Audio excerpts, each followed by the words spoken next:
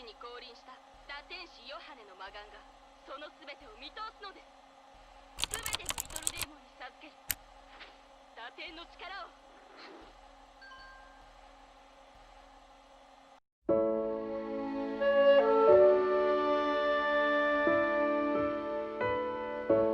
If there was a single term to describe who Yazawa Nico is, it's not cute, it's not smile, and it's not even Nico Nico Nii, her classic catchphrase that everyone has memed to death. No, these words are merely facets of this character who is so important to the story of Love Live despite how many consider her to be nothing but a simple gimmick or mascot character. The term I think of when describing Yazawa Nico is simply liar. It's very interesting to me that above any other Love Live character, be it Maki because of the Knuckles meme, Nozomi because of snow halation, Umi because of the reaction face, and Kotori because of the photobomb, Nico remains the most popular and recognizable character in the entire series, be it for whatever reason. Most people focus on her catchphrase, her bad attitude, and her cutesy and iconic appearance, and all of this is highlighted towards this persona that the character Yazawa Nico creates for herself. The #1 idol in the universe, Nico Nico Nii, the perfect idol who smiles to make others smile. It's this mask that Nico created for the goal that she wants. In essence, a lie that she created and is desperate to become at all costs. And what's even more interesting about this is that Nico lies at the core of Muse's journey to the legends that they became. Because while Nico's goal is to become the greatest idol in the world, the shine that Muse embodies is that of a school idol. Nico's journey to become the greatest idol on her own transformed into a journey of genuine love and passion alongside 9. So to understand who she is, I think it's best that we jump right in. This is Yazawa Nico, the #1 idol in the universe. Nico Nico Nii!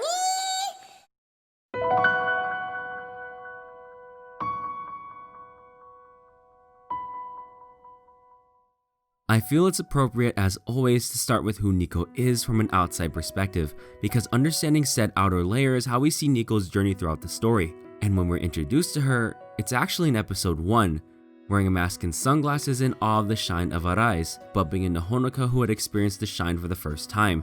In this scene, we see a very stark contrast that's highlighted throughout the show in this dynamic between the light of Honoka versus the pessimism of Nico. Both are enraptured by the shine of Arise, but it's the naive Honoka who views their light as a symbol of hope, while Nico looks on solely in admiration and a desire for something she does not have. This jealousy is carried over in her respective appearances, notably her reaction to the performance of Start Dash in episode 3. This moment of hopelessness for Muse is being witnessed by Nico with a look of jealousy on her face, but she can't help but continue to watch the moment they push past it, shining as brightly as they can, the look on her face changing from judging stare to longing.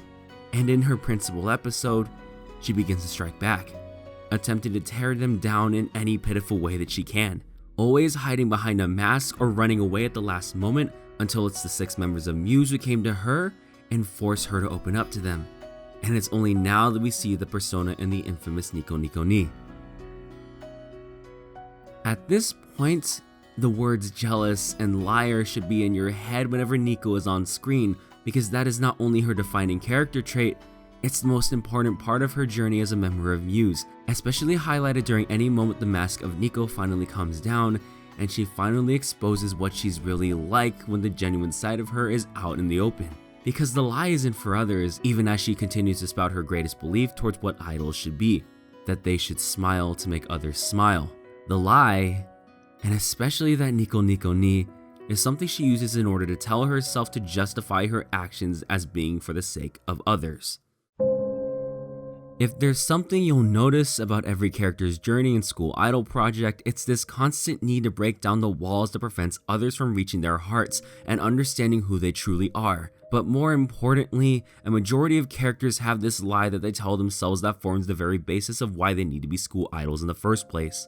Take Nishiki no Maki for example, who kept telling herself that her future had no place for frivolities like fun and passion, because in her own mind, she didn't need anything like that. So her distance from others is built off of that lie that she continued to tell herself until the members of Muse tore down that wall and exposed the desire to pursue her love for music with all that she had, because the duty she had as the daughter of a hospital director was something for the sake of someone other than herself. Hanayo told herself that she wasn't fit to be an idol, and Rin told herself that she wasn't girly enough. Yet each one pushed the other to become a school idol because they wanted them to succeed.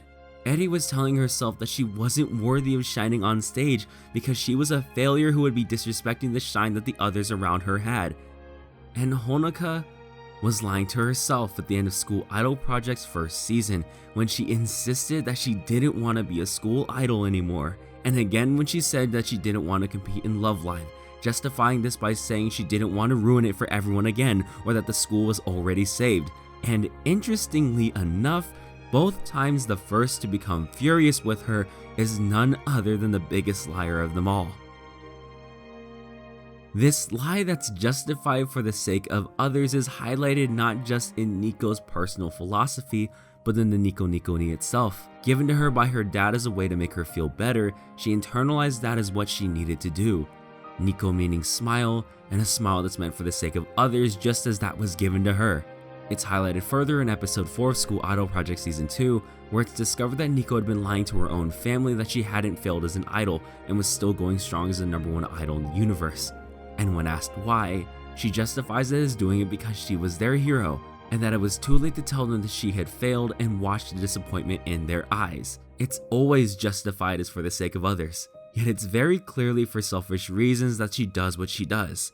But what's even more interesting is that Love Live at no point villainizes selfish interest as a bad thing, only doing so if the selfish actions are at the expense of others. In fact, looking throughout the whole of the franchise, we see moments of selflessness, in fact, being the core of the problem that stalls the progression of these girls towards their goals.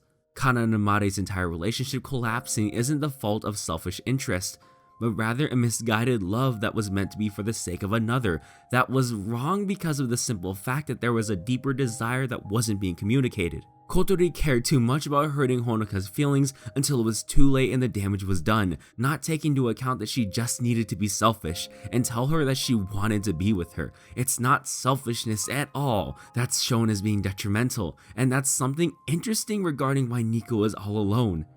She wants to shine, but justifies it as smiling for the sake of others, because that's what an idol is supposed to do. But that's at odds with the truth of her desire. She wants to shine simply because she wants to, out of admiration and out of love. It's not for the sake of others, for her family or anything like that. It's just that she wants to be an idol.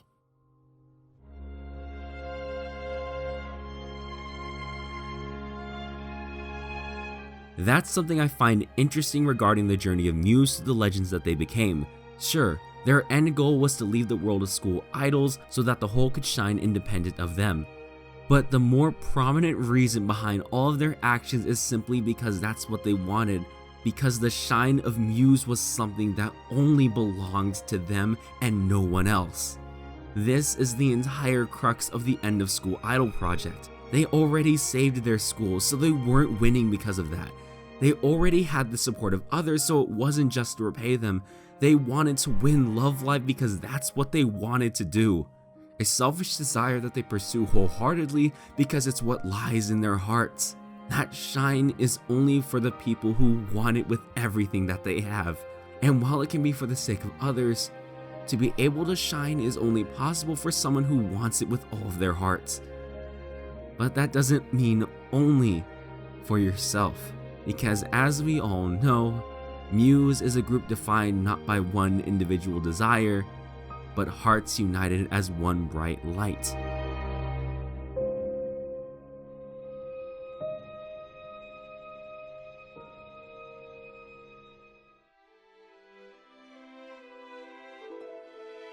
Nico's assertion that she's the #1 idol in the universe is one that indicates that she's alone. Even when she became a school idol in her first year, she pursued that shine without considering the feelings of the other members she recruited, isolating herself and pushing them away because she continually forced her own standards onto them and didn't consider what they wanted, painting that idea that she was better off working alone. This is why she's so jealous of Muse when they're succeeding despite making those same failures. They're not to her standards, yet they look like they're having so much fun. They've failed, yet they were able to stay together where her same failures pushed others away. They were alone but were able to gather more members where she tried so desperately and ended up by herself. Yet even through all of that jealous vitriol, they still reached out to her. Because while they did need the room for selfish reasons, what made them happier than anything was seeing that she was happy. And that's what I find the most interesting. Because her philosophy that an idol should smile to make others smile isn't even wrong. It's just missing the important element. Making others smile makes her happier than anything. It's a selfish desire that is also for the sake of and considers the feelings of others, a mindset reflected in that group of girls who saved her from her loneliness. Muse continually worked to slowly break her walls down. She never seems to truly embrace the fact that they are not just dancing alongside her, but they are only as bright as they are because of each other.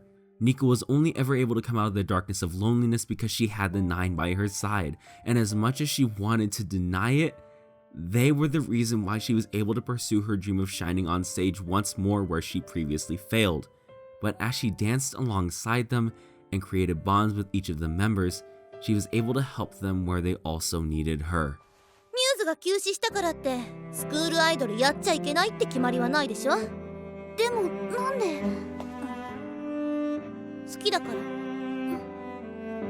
ニコはアイドルが大好きなの。みんなの前で歌ってダンスしてみんなと一緒に盛り上がってまた明日から頑張ろうってそういう気持ちにさせることができるアイドルが私は大好きなの。ほのかみたいないい加減な好きとは違うの。違う、私だって。どこが違うの？自分からやめるって言ったのよ。やってもしょうがないって。それはちょっと言い過ぎだよ。ニコちゃんの言う通りだよ。邪魔しちゃってごめんね。It was Nico who played a major role in getting Honoka to realize that she wanted to compete in Love Live solely because she wanted to do it. The idols that she loved are what continued to push her, while Honoka did nothing but wallow in her own failure, and Nico knew what it was like all too well because she did the same thing. It was Nico who pushed for them to compete in Season 2 when she challenged her for the position of leader because competing in Love Live meant that much to her. It's a love that pushed her, and seeing Honoka doing the same thing she did for years was frustrating. Honoka was the one telling her that she needed to be a school idol, yet here she was hesitating because of one failure that she was justifying through the past pain she inflicted on others. It's so fitting that the one person who failed the hardest and did so because of her forcing her ideals on others is the one saying this.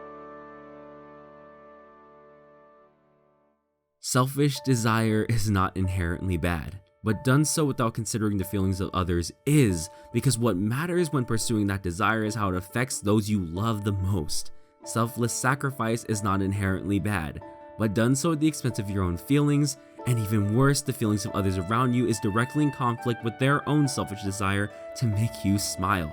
And what's most ironic about Nico's desire is that she constantly says that an idol's job is to smile, but it's only by becoming a school idol with Muse that she ever achieves that desire, because a school idol's inherent difference from a regular idol is that they are never alone.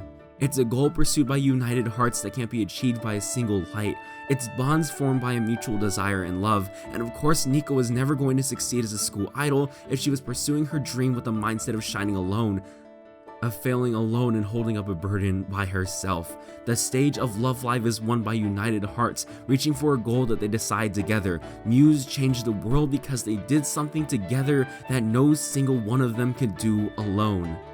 This brings us back to the moment that Nico cast away her title of the Super Idol, where she, alongside those girls she was referring to as backup dancers, proclaimed to her brother and sisters that she could only ever shine with a 9 by her side. And not just that, but doing so was her greatest desire, her dream, because what Muse gave her was nothing short of a miracle, something that reached her when she was all alone, and now she would be pursuing that goal together with them with all of her heart. 実はね、スーパーアイドルニコは今日でおしまいなの。アイドルやめちゃうの？やめないよ。これからはここにいるミューズのメンバーとアイドルをやっていくの。でも皆さんはアイドルを目指しているバックダンサー、そう思ってたけど違ったの。これからはもっと新しい自分に変わっていきたい。この9人でいられる時が一番輝けるの。一人でいる時よりもずっと今の私の夢は宇宙ナンバーワンアイドルニコちゃんとして宇宙ナンバーワンユニットミューズと一緒により輝いていくこと。それが一番大切な夢、私のやりたいことなの。The greatest idol in the universe became so not because of her own individual efforts or for her singular pursuit of a goal, but because Nine gave her the chance to pursue it with all of her heart, to smile and make others smile because doing so fills her with a joy that couldn't be compared, and the group with no center because all of them reached for their shine equally with all of their might. And even now, in the world of Love Live, it's no longer a lie that Yazawa Nico is the #1 idol in the universe. Through exposing her genuine feelings with all of her heart with others who care about and love her, through acknowledging her selfish desires with others who understood and shared that desire, and by tearing off that mask, the lie became reality. Nico Nico Nii is a phrase that embodies who she is, a girl named after a smile. Originally a smile that she wore as a mask to hide who she really is. At the summit of Love Live, where she found that shine, that smile was nothing but the truth. This is Yazawa Nico, the universe's greatest idol and a proud member of the miracle that changed the world.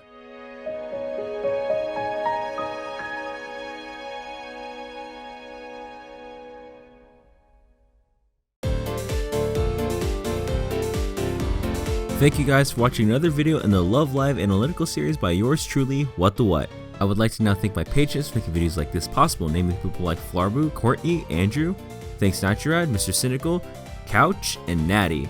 If you want more information on videos that come out, you can always follow me on Twitter, check out my Discord, and if you don't want to support me on Patreon, you can always donate to my coffee.